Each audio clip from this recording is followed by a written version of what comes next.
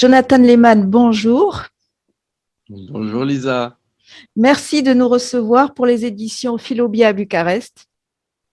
je suis ravi, je suis tellement content que le livre sorte en Roumanie. Merci. Alors, bien sûr, c'est une découverte pour notre public. Alors, vous avez écrit cet ouvrage donc, qui s'appelle Journal intime d'un touriste du bonheur. Alors, est-ce que vous pouvez nous expliquer un petit peu pourquoi ce titre, pourquoi ce choix? Oui, bien sûr, ça faisait des années que je travaillais sur un projet de livre que je voulais appeler Les antisèches du bonheur, de petits trucs pour aider les gens à vivre plus heureux, des choses qui avaient complètement changé ma vie et qui, je savais, pouvaient changer la vie des autres. Et je suis parti en Inde pour faire une retraite de méditation de 10 jours, après quoi je me disais que j'allais pouvoir continuer et finir d'écrire ce projet de livre sur lequel je travaillais depuis des années. Sauf que cette retraite de méditation que j'ai faite était tellement folle qu'en sortant, j'ai commencé à écrire frénétiquement dans mon journal intime ce qui s'était passé dans cette retraite Vipassana de 10 jours en silence. Et en écrivant, et fort des 100 heures de méditation que j'avais pratiquées et qui avaient vraiment changé quelque chose en moi, je me rendais compte que j'avais jamais écrit quelque chose d'aussi clair, d'aussi percutant, d'aussi drôle. Et au bout d'un moment, je me suis dit, mais ce que tu écris, c'est pas pour toi, c'est pas un journal intime. Donc, c'est un livre, en fait, qui est en train de sortir de toi grâce à la méditation. Donc, j'ai fermé le journal intime, j'ai ouvert l'ordinateur et j'ai continué à écrire. Et donc, ce livre, en fait, c'est un journal intime. C'est mon journal intime pendant un peu plus de 3 mois de voyage en Inde, en recherche du bonheur, à soigner des blessures émotionnelles, d'une rupture, d'un deuil, à rencontrer des enseignants spirituels, à tester des techniques de méditation. Donc, c'est pour ça que c'est un journal intime et c'est pour ça que c'est le journal intime d'un touriste du bonheur. D'accord. Alors, je dois dire tout de suite que moi, j'ai trouvé ton livre absolument formidable. Il y a vraiment cette sensation de dépaysement, il y a cette sensation de faire tout ce voyage avec toi, toutes ces étapes. On a une sensation d'osmose, on a vraiment la sensation de vivre complètement avec toi, en même temps que toi, ce voyage. Donc, il y a une qualité d'écriture, c'est très dynamique, c'est vivant.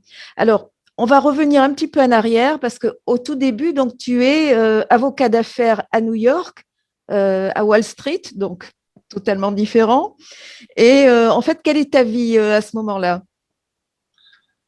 Et mon rêve avait toujours été en grandissant, d'avoir la réussite sociale, de gagner beaucoup d'argent. J'ai grandi à l'époque où il commençait à y avoir du chômage en France. Mon père a fait faillite, donc j'avais vraiment cette peur qui m'a poussé vers ce succès matériel et social qui, je pensais, allait m'amener le bonheur. Et donc, c'est comme ça que j'ai atterri en tant qu'avocat d'affaires à Wall Street. Mais ce dont je me suis vite rendu compte, c'est que mon rêve était en fait un cauchemar. Parce que j'avais beau avoir coché toutes les cases que la société me disait de cocher pour être heureux, j'étais pas heureux du tout. Et ma Mhm. vie, je travaillais tout le temps, je travaillais dans un climat qui était hostile, avec des personnes qui pensaient que à la réussite sociale, à la hiérarchie, au bien matériel. C'était ce que j'appellerais aujourd'hui une basse fréquence. Oui. Et j'étais mal et je fumais cigarette sur cigarette, je prenais des drogues. Euh, J'essayais vraiment de m'anesthésier et de m'échapper les moments où j'étais pas en train de souffrir au bureau.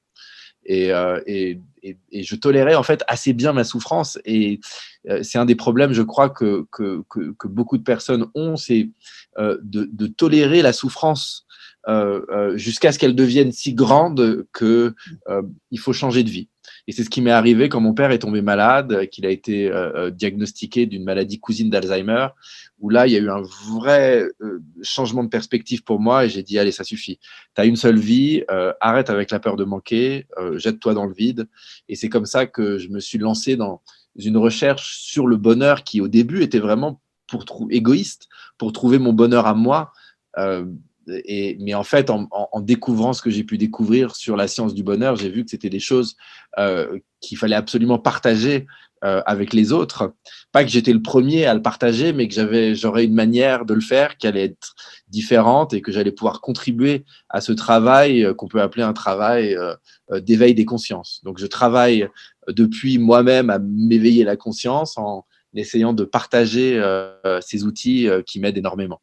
Ah oui, voilà, parce que donc dans ton livre, tu racontes que tu t'en vas en Californie et que là, tu découvres un ouvrage d'Eckhart Tolle donc sur l'instant présent, en fait, sur l'attention à l'instant présent.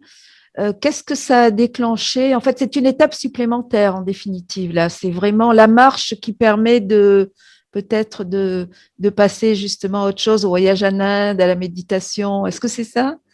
C'est ouais, un grand tournant dans ma vie. Euh, J'étais arrivé en Californie, effectivement, après avoir quitté la profession d'avocat, et je commençais un petit peu à découvrir certaines choses, le festival Burning Man, le yoga, le végétarisme, euh, D'accord. plein de petites choses, et jusqu'au moment où ce livre m'est tombé dans les mains, suggéré par différentes personnes à différents moments, ou non, plutôt à peu près au même moment, un livre qui s'appelle Nouvelle Terre, New Earth, qui est par le même auteur, effectivement, Eckhart Tolle, qui a écrit Le pouvoir du moment présent ou Mettre en pratique le pouvoir du moment présent, et qui est un livre sur la tyrannie du mental. Un livre sur le fait on a des pensées, mais qu'on n'est pas nos pensées, qu'on est identifié à nos pensées, à l'histoire qu'on se raconte sur nos vies, et qu'on peut apprendre à se désidentifier et faire en sorte que les pensées ne soient pas le sujet de nos vies, mais l'objet, et qu'on apprenne à s'en servir, qu'on puisse voir des pensées à l'intérieur de nous et les mettre de côté.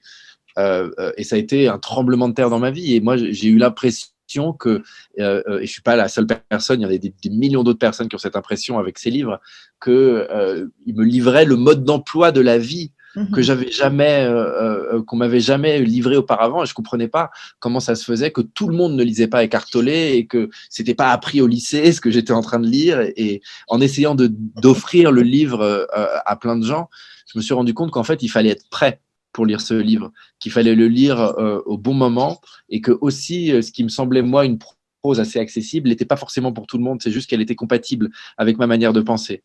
Et c'est là que j'ai vraiment eu une envie de vulgarisation. Je me suis dit, il faut que je rejoigne l'armée de lumière qui est menée par Eckhart Tolle, et que j'explique à ma manière ces enseignements, ma manière étant vraiment celle, non pas d'un maître comme Eckhart, mais d'un étudiant. Donc un étudiant du bonheur qui essaye plein de choses, qui parfois réussit, qui parfois se plante, qui a des addictions, qui a du narcissisme, qui a de l'égoïsme, qui a des peurs, et d'expliquer comment tous ces beaux principes se confrontent à la réalité de toutes ces choses qui peuvent sortir souvent du fait de notre ombre.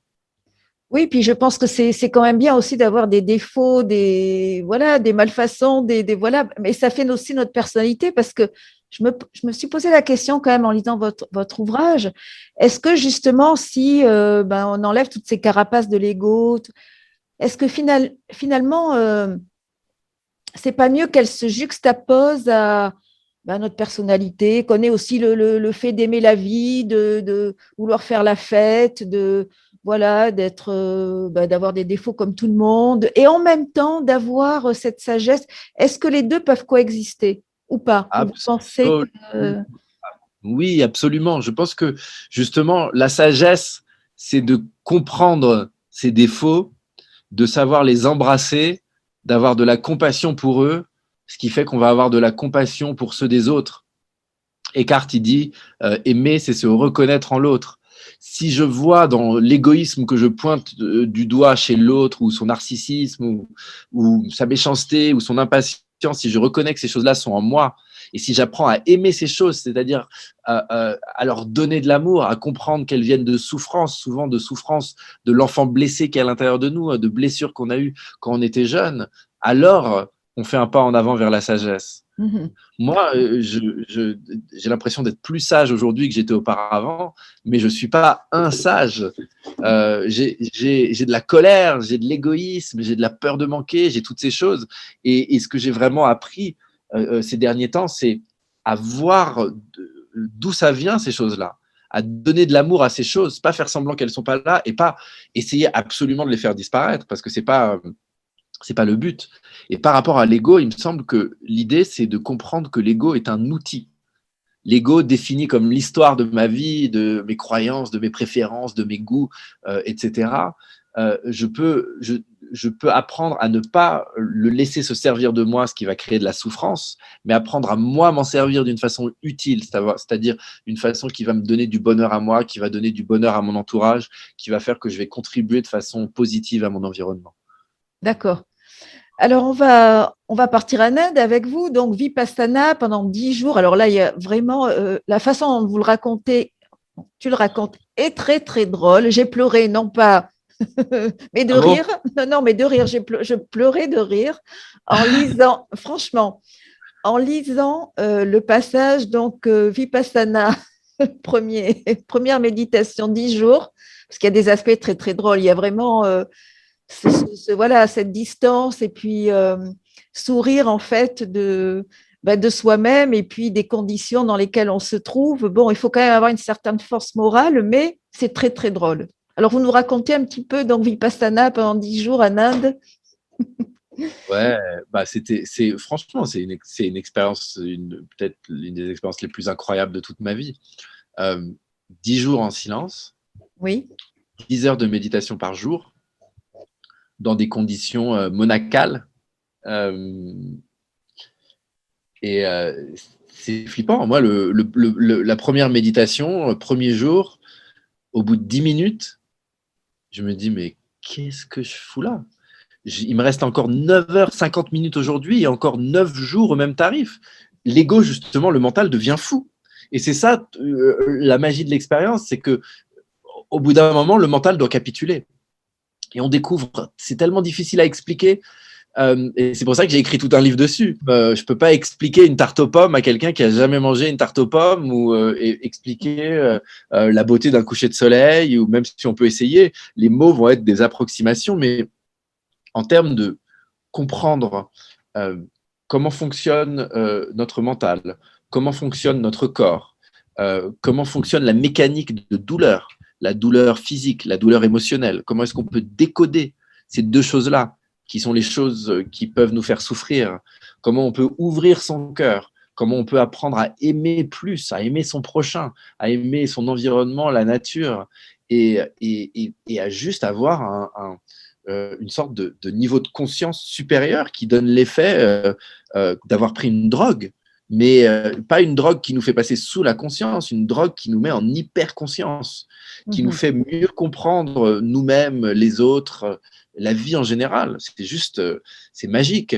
Les gens ont du mal à comprendre, mais pourquoi tu vas t'enfermer dans un ashram pour méditer 10 heures par jour sans parler, à faire 2 repas par jour, t'es fou, mais je suis pas maso. Si je le fais, c'est que ça vaut la peine.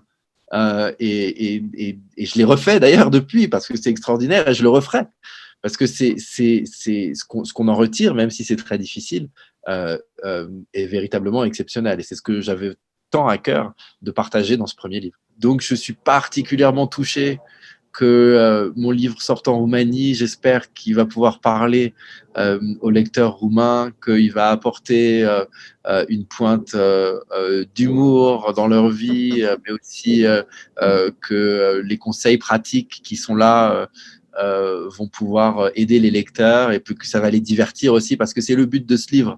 Le but du livre, c'est d'être divertissant, rigolo, mais utile. Donc, j'espère que ces buts seront accomplis dans la version roumaine, et j'ai hâte de pouvoir un jour échanger avec des lecteurs roumains.